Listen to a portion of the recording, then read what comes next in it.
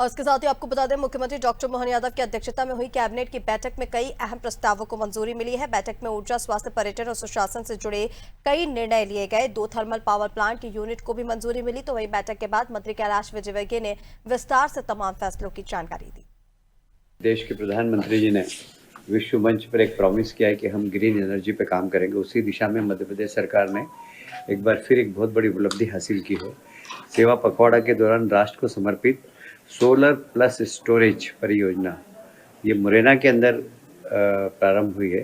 और मुझे कहते हुए बहुत प्रसन्नता है इस बात की कि साधारणतया सोलर पावर के रेट 3 रुपये के हिसाब से ही 3 से कम कभी भी नहीं आए, पर मुरैना में 270 के हिसाब से आए हैं।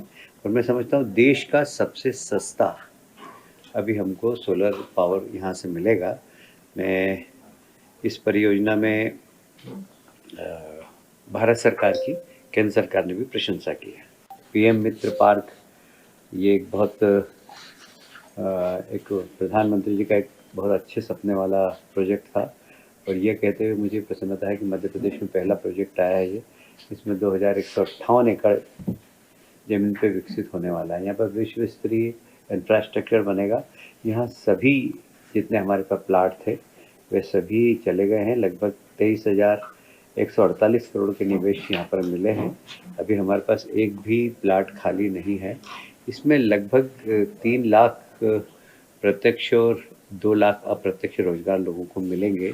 एक बहुत बड़ा रोजगार का सेंटर ट्राइबल क्षेत्र में बन रहा है, जिसका लाभ मध्य प्रदेश को भी मिलेगा, पर सबसे ज़्यादा धार और झाबुआ के आदिवासी जिले को मिलेगा। आप सब जानते हैं कि आज के समय में बड़ा बर्निंग इशू है। हमारे देश के प्रधानमंत्री जी ने सीधे आकर देश की जनता से बात भी की थी।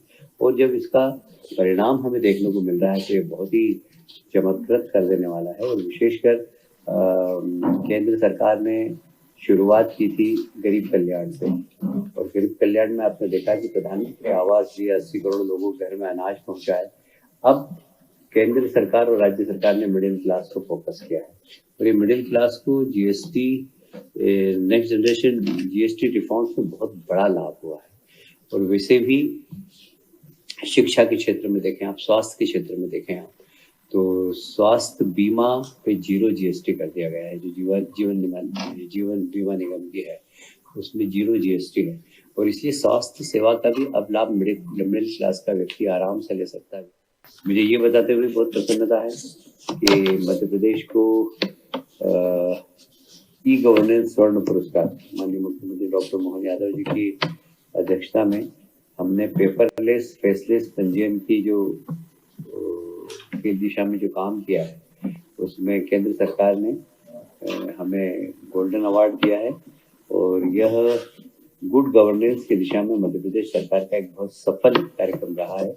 इसको केंद्र सरकार ने अवार्ड देकर मध्य प्रदेश की प्रशंसा की है।